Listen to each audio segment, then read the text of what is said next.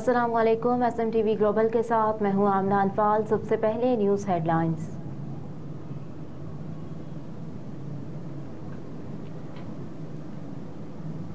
सिंध में गैस का बड़ा जखीरा दरियाफ्त। सूबा सिंध के इलाके ढरकी में एक और गैस का जखीरा दरियाफ्त कर लिया गया, जिससे यौमिया 17 million standard cubic feet gas हासिल होगी।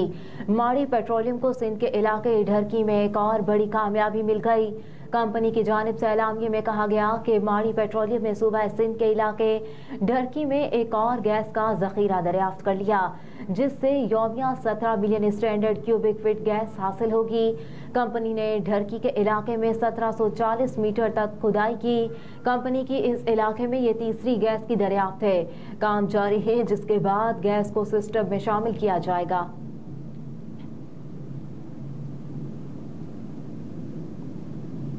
बलूचिस्तान अवामी पार्टी के रहनुमा दनीश कुमार का कहना है कि हमारे लोग दूसरी जमातों में जाकर भी BAP के ही रहेंगे। तफसीलात के मुताबिक बलूचिस्तान अवामी पार्टी के रहनुमा दिनेश कुमार ने कहा कि बलूचिस्तान वालों को इल्म गैब से मालूम होता है कि अभी इलेक्शन का माहौल नहीं।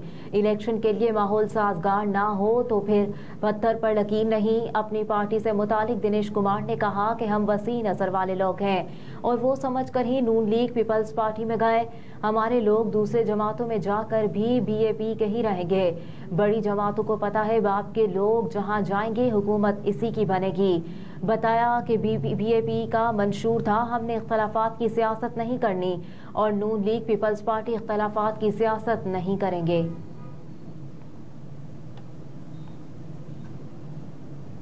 कराची में जुम्मे से सर्दी की शिद्दत में इजाफे का इम्कान। मौसमियाती तज्जियाकार के मुताबिक फिलहाल कराची में सर्दी की शिद्दत में कमी हुई। शहर में शाम में समुद्री हवाएं चलने से हवा में नमी का तनासुब बढ़ जाता है और हवा में नमी का तनासुब जायद होने के बाद सर्दी की शिद्दत कम महसूस होती है। मौसमियाती तज्जियाकार ने कहा कि हवा में नमी के जायद तनासुब के बायस आज रात और कल सुबह शहर में धुंध हो सकती है और कुछ इलाकों में धुंध की शिद्दत जायद रहेगी। मौसमियाती तज्जियाकार के मुताबिक 15 दिसंबर के बाद सर्दी की एक लहर मुल्क पर असरअंदाज हो सकती है। 15 दिसंबर के बाद कराची में भी सर्दी की शिद्दत में इजाफा हो सकता है।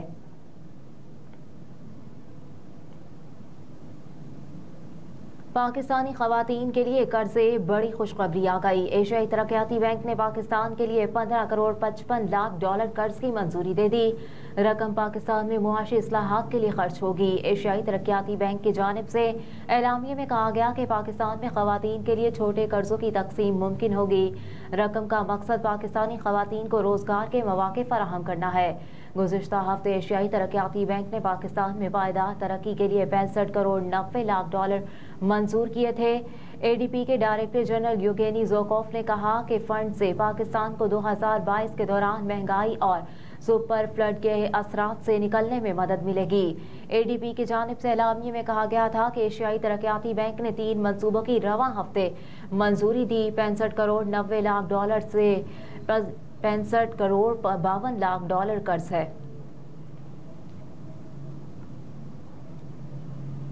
PTI का इंट्रा पार्टी इंतखाबात पर इलेक्शन कमीशन के नोटिस को चैलेंज करने का ऐलान।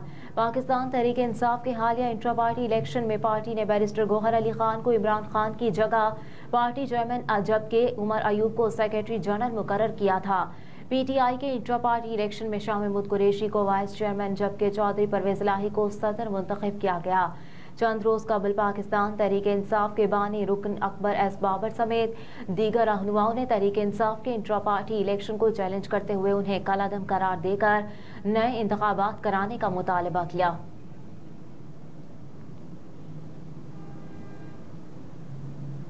सिंध में तालीमी बोर्ड्स की सरबराही कमिश्नर्स को देने का फैसला। सिंध के तालीमी बोर्ड्स में मेरिट पर चेयरमैन मुकर्रर करने के बजाय स्टॉप गैप अरेंजमेंट के नाम पर ब्यूरोक्रेट्स को चेयरमैन मुकर्रर किया जा रहा है। इंटर बोर्ड कराची के ओहदे का charge commissioner Karachi, Sukkur board के चेयरमैन के ओहदे का चार्ज कमिश्नर सक्खर और नवाब शाह बोर्ड के चेयरमैन के ओहदे का चार्ज कमिश्नर नवाब शाह को दिया जा रहा है, जबकि बाकी बोर्ड्स में भी चेयरमैन के ओहदे का चार्ज कमिश्नर्स को दिया जाएगा। इस हवाले से महकमा बोर्ड और जामियात के सेक्रेटरी नूर मोहम्मद समो की जानिब से भेजी गई समरी की निगरान वज़ीर आला सिंध ने मंजूरी दे दी।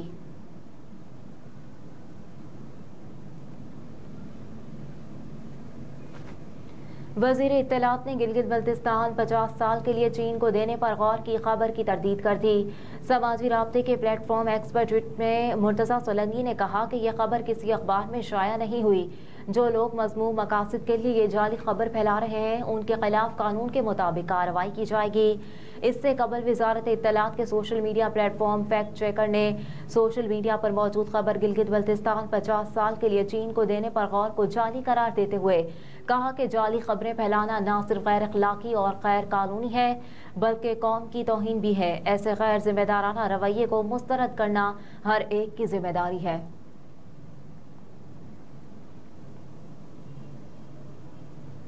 लाहौर में chairman oil and gas regulatory authority Masroor Khan ने मुल्क में गैस मजीद महंगी होने का इम्कान जाहिर कर दिया। चेयरमैन ओगरा मसरूर खान ने गैस टैरिफ बढ़ाने के मामले की समाअत की, जिसमें तमाम स्टेक होल्डर्स ने अपना अपना मौक़िफ़ पेश किया। सुई नॉर्दर्न ने गैस निर्खों में दोबारा 131% इजाफा मांग लिया। इससे कबल 1 नवंबर से गैस टैरिफ बढ़ाया जा चुका। चेयरमैन ओगरा मसरूर खान का कहना था तमाम स्टेक होल्डर्स का मौक़िफ़ सुन लिया। अगली समाअत पेशावर में होगी, जिसके बाद सिफारिशात हुकूमत को भिजवा देंगे।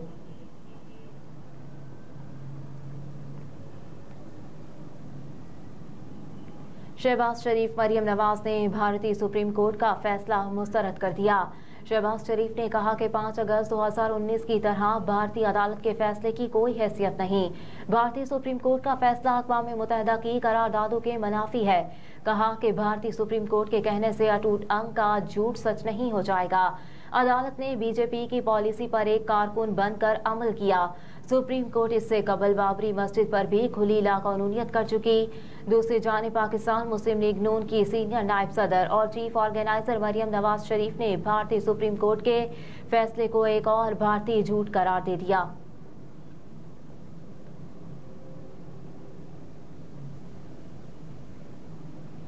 और अमरीकी F-16 तैयारा जनूबी कोरिया में गिरकर तबाह। खबरसां इदारे के मुताबिक दौरान ट्रेनिंग तैयारे को हादसा पेश आया। हादसे में तैयारे का पायलट महफूज रहा। रिपोर्ट्स के मुताबिक तैयारा अमरीकी एयरबेस के करीब गिरा। इस हवाले से अमरीकी फौजी हुकाम ने अब तक कोई बयान जारी नहीं किया। हेडलाइंस आप जान चुके। न्यूज़ स्टूडियो से फिलहाल इतना ही। आप देखते रहिए SMTV ग्लोबल।